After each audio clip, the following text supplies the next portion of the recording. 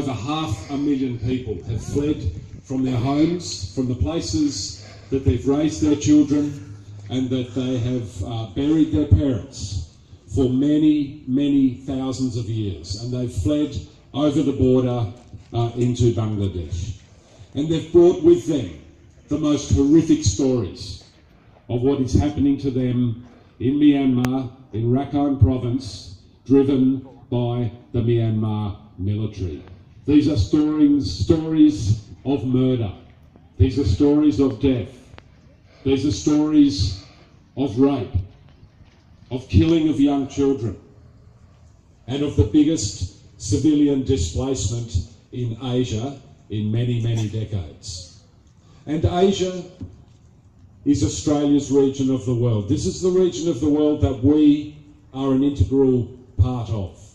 And that's why this crisis, these terrible events, are an opportunity for the Australian government to show some leadership. But unfortunately, that leadership has been lacking.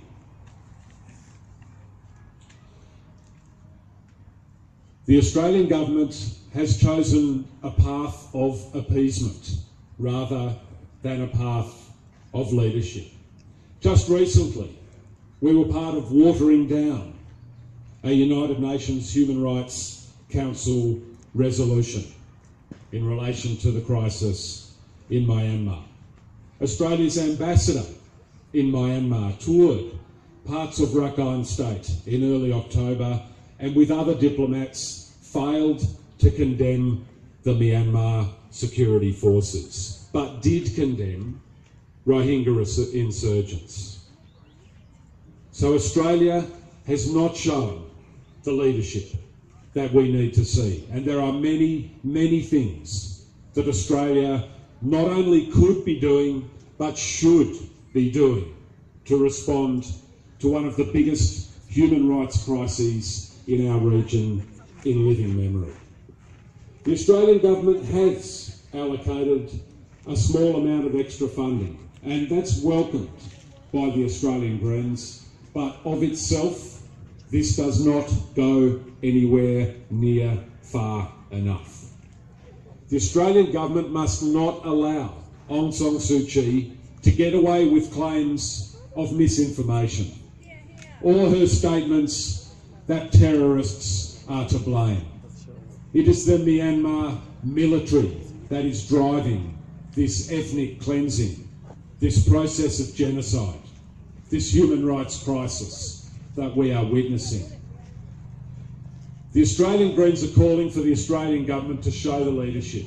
We want to see sanctions placed on senior members of the Myanmar military, travel bans so they cannot travel around the world, asset freezes so that their assets are frozen, so that they cannot profit from the human misery that they are creating. We want to see Australia call on Israel, the Israeli government, which is supplying much of the weapons to the Myanmar military for this ethnic cleansing. They should be calling on the Israel government to stop supplying weapons that are used in this ethnic cleansing. The Australian government must demand better access to Myanmar for human rights monitoring at the United Nations level, but also, as Mark said, for international humanitarian organisations to get in there and provide some desperately needed humanitarian assistance. There's one other thing that the Australian government are doing that I want to share with you today. I've been to Manus Island twice in the last 4 months. And I met a man there, a Rohingya man. He has 4 children here in Australia. But the Australian government will not let him come to Australia to see his children. Not only that, they've been offering him money to go back to Myanmar, where we know over 500,000 people have now fled across the Bangladesh border. It's time that not only the Rohingya people, but all of the people on Manus Island and Nauru were evacuated here to Australia.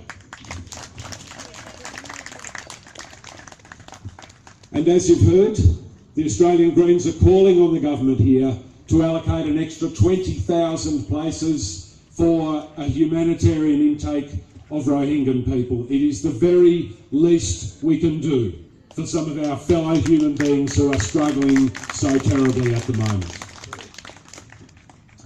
Now this week, Australia is likely to win a seat on the United Nations Human Rights Council. This is an opportunity for Australia to show leadership. But to be a leader in international human rights, Australia first needs to clean up its own human rights legacy.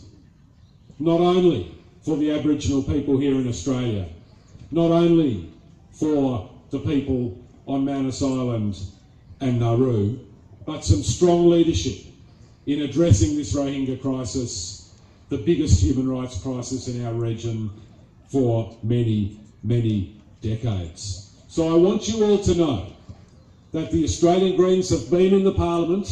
We've been calling for extra humanitarian intakes. We've been calling for stronger leadership and stronger action from the Australian government to respond to this crisis, and we will continue to do that. This coming week in the Senate, we will again raise this issue for debate to continue to place all the pressure that we can on the Australian government to show some leadership. Thank you for coming out this afternoon. We stand with you.